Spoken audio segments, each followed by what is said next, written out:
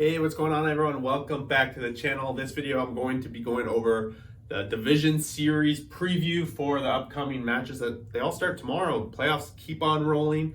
Hope you guys enjoyed the wild card weekend. A lot of people out there watching the channel as of late. Notice a lot of them aren't subscribers, so if that's you, I promise if you subscribe, I will show you the most painful thing that happened to me this past weekend. 1, 2, 3. There you have it. My Blue Jays got smashed over the weekend. That devastating 7-1 lead that got obliterated by the Mariners, but congratulations. We're going to jump into this. 4 series to go over. I'm going to go through this, go through my predictions. The notes necessarily aren't for the reader to read. They're more for me to keep on track and everything like that. First series we're going to jump into, Houston hosting Seattle. These guys have battled all season long. 12 wins for Houston, 7 for Seattle. And we all kind of might remember the last game that these two played that Seattle had that big comeback against them. I'm sure Houston hasn't forgotten. This one's going to be somewhat interesting. When it comes to the teams that played over the weekend going into the byes, it's kind of a question mark whether who's going to start in game 1 for a lot of these guys, and we'll get to that. A lot of pitchers not quite announced yet. Again, this is speaking for everything, but I'm kind of going on prediction based on history and things like that. I expect in game 1, we're going to see Houston send out Verlander. He did miss one start in September, somewhat of an injury going on, but he went out for his last start, pitched 6 innings, or maybe it was 5 and a little bit of no-hit baseball. He played against Seattle 6 times already this season. This will be his start number 7, potentially 8 if they go 5. But Verlander, he was pretty much lights out for all the starts except one where he kind of got hit around. So I think the edge really in this one is going to be coming down to Houston's pitching. As you can see here, we got Verlander with Valdez probably going to go for game 2. He has 25 straight starts, going 6 innings or more. That's quite interesting. Then we get to kind of game 3, and Houston has so many starters. They actually ran most of the season with 6, right? You got McCullers, Urquidy, Javier, or Garcia. Any of these guys can potentially be the game 3 starter. They might be using them in long relief situations. They might come in when they need 2 innings in a tight ball game. They might be using them. So it's going to be interesting how Houston uses them. Seattle, on the other hand, got lucky that they didn't have to go to game 3 because the Blue Jays really beat around their bullpen, and the starter with Robbie Ray in that game 2 really used a lot of pitchers in that outing, so that extra day rest, not having to use a bullpen again on game 3, really going to help Seattle out. But overall, it seems like they're going to have to go with one of their non-starters already. Kirby, I've heard his name going around as being the potential game 1 starter. On the other hand, Gilbert, we didn't see him in the series against the Blue Jays, also one of their starters. That's kind of who I thought would be leaning. Kirby ended the game 2 pitching the 9th inning, so I'm not sure they're going to throw him out for game 1, but maybe that's just a foreshadow of what they're going to do. I expect we're going to see Castillo going in game 2. He was lights out against the Jays, shutting them down pretty much all out. And then game 3, I have a question mark beside Robbie Ray, because Robbie Ray has been struggling as of the past 2 months, and we saw it last game against the Blue Jays. He struggled as well, and his postseason record not been super great as of late. One note here, Houston, and they're going to be my pick to win this series. I do have Houston winning in 4. A lot to do with the pitching, really, and I think overall they match up pretty well on offense, but big edge going to Houston here. Of the last 5 postseason appearances for the Houston Astros, they've gone to the ALCS all 5, and in the ALDS they've either swept 3-0 or went 3-1 in 4 of those 5. So something to keep an eye on here. Probably likely going to keep that trend going. Going on to the next American League matchup, we got the New York Yankees versus the Cleveland Guardians. We saw what the Guardians are capable of. Kind of talked about this leading up to the postseason and leading up to, in that last preview video when I previewed the wild card. The rotation that Cleveland has is great for these short series and playoff situations, and we saw it work against Tampa Bay. A 2-1 win and a 1-0 win, just insane. The pitching and the bullpen for Cleveland were lights out. Talked about this all season long. Also, the Yankees struggle when it comes to top tier pitching, especially in the second half of the season. So I am super concerned about that. The season series between the two, 5-1 for the New York Yankees. They swept the Guardians in April. Again, we got kind of a tale of two teams. The Guardians were pretty weak in April. They had a really slow start. The Yankees were absolutely behemoths for the first half of the season. And so that sweep, do we really hold much weight to it? I definitely don't at this point. They're pretty much two different teams now. And then 2-1 in a June series that they played against each other. I have 2017 here marked because in 2017, the Guardians, then the Indians, were up 2-0 on the Yankees in a division series, and the Yankees won the next 3, and then they won the next 2, and the next time they met in the playoffs. So the Yankees have won 5 in a row when these two teams have met in the playoffs, and has won the past 2 series. Garrett Cole's going to get the nod for sure in Game 1, and we've already confirmed that Quantrill is going to go for the Guardians. He was supposed to be the 3rd pitcher in that series, but they didn't need him, so they're going to keep going with the rotation that they have. We're going to see Bieber and McKenzie again. So this one is going to be very tight. I think this is going to be the tightest series out of all 3. I do predict this one going to 5. Cortez is going to be in game number 2 for the Yankees. I put this stat here, but again, I kind of talked about I don't really hold too much weight into the earlier matchups. He went 12 1/3 innings against Guardians in both his starts when he faced the Guardians this year, 14 Ks. So going to be on the lookout for that. Cortez is going to be that pivotal game 2.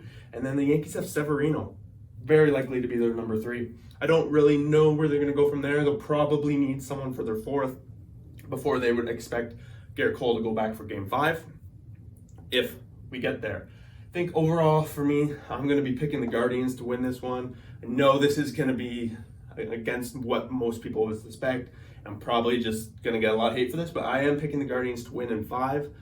I just think that the pitching is going to really be able to take down the Yankees on this one. And the Yankees have struggled, and I've talked about it for months now, how they have struggled against top-tier pitching to score runs.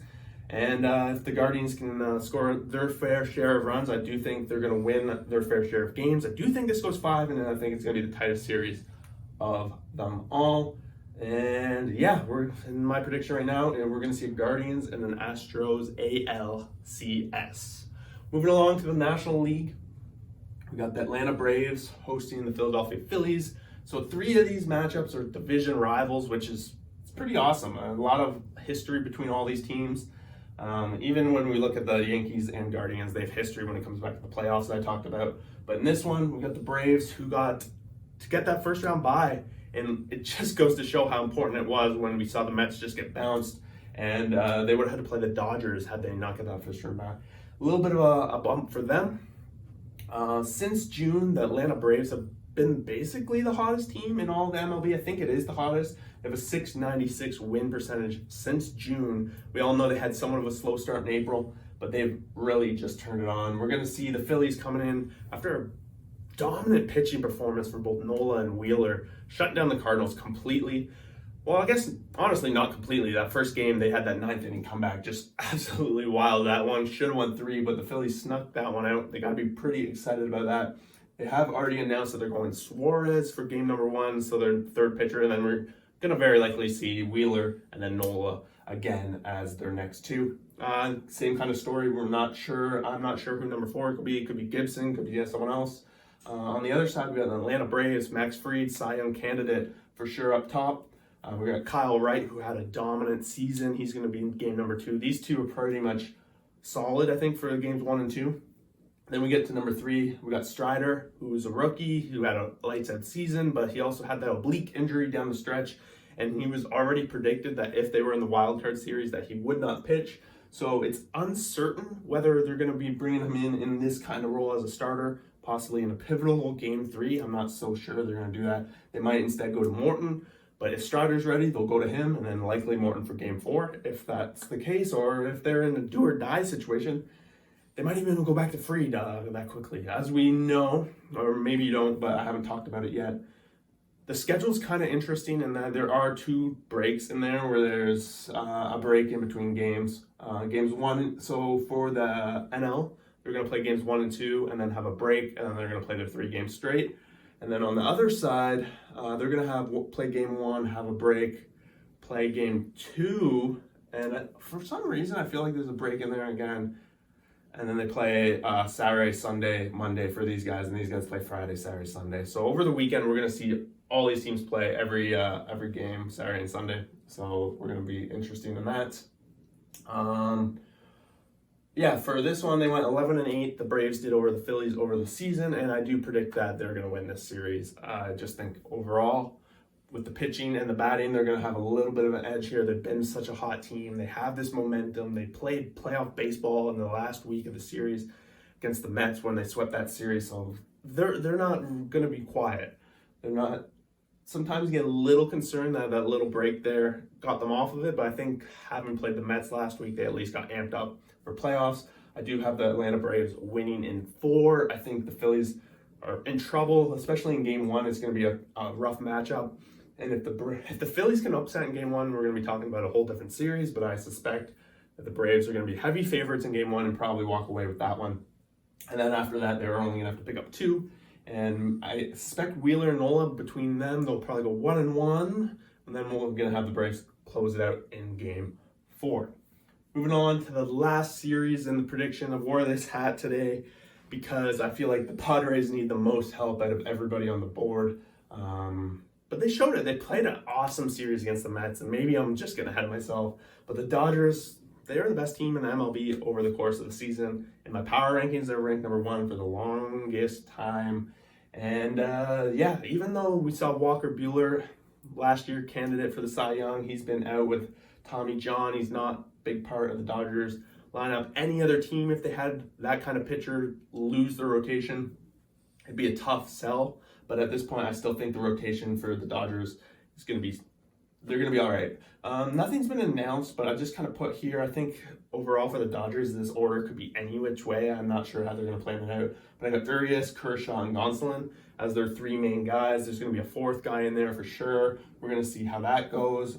Whether they put Urias first, I suspect that's who they're going to go for the Game 1. This is kind of the order I'm predicting, but it could go any which way. And this is where I start to get concerned. The Padres had to play 3 games in the wild card. The only team to have to do that, so they had to use a little bit more. So they have a little bit more of a disadvantage than the other teams, in theory. This is kind of where I get a little worried when it comes to the rotation. I honestly suspect that they're going to go to Darvish Game 1, and they might be the only team that played over the weekend to go back to their Game 1 starter yet again. A lot of question marks whether Manaea or Clevenger are really ready for a role in the playoffs yet. Clevenger was not on the roster in the wild card. He's going to be back in there. We're going to see this order at some point with Darvish, Snell, and Musgrove. Snell in Game 2 against the Mets did not look great, and then the first half of the season did not look great. He had that section at the end of the season, and honestly, if it wasn't for the pitching, the Padres would not be here whatsoever. But I think with the Dodgers lineup, we all know what they're capable of. It's going to be a tough uphill battle for the Padres. I do predict that the Dodgers are going to win this one in 4. And if I'm going to say if anyone has the best chance to do a sweep, it's going to be the Dodgers. But I'm just going to be safe and say 4 at this point. A lot of question marks here, whether the rotation for me. I'm not quite sure how that's going to shape up for the Padres. On the other side, starters aside, the Dodgers had the best ERA bullpen in the National League over the entire season. The only big question mark and kind of maybe their Achilles heel is they don't have that solid guy to come in and close. Kimbrel is supposed to be that guy, but as we know, he's kind of struggled as of late, like past year and a half. So whether he's going to be solid and come in those tight situations and get it done remains to be seen. But there you guys have it. 4 series kicking off tomorrow. My predictions are as stated, and I hope you guys enjoyed this. Let me know what you guys think below. Let me know what your predictions are, which ones of mine are bang on, which ones are just out to lunch. I appreciate any feedback. Smash that like button and subscribe to the channel. We do these kind of videos all year long. We got baseball, hockey, football. Those are my sports. And yeah, thanks for watching. We'll see you for that next video.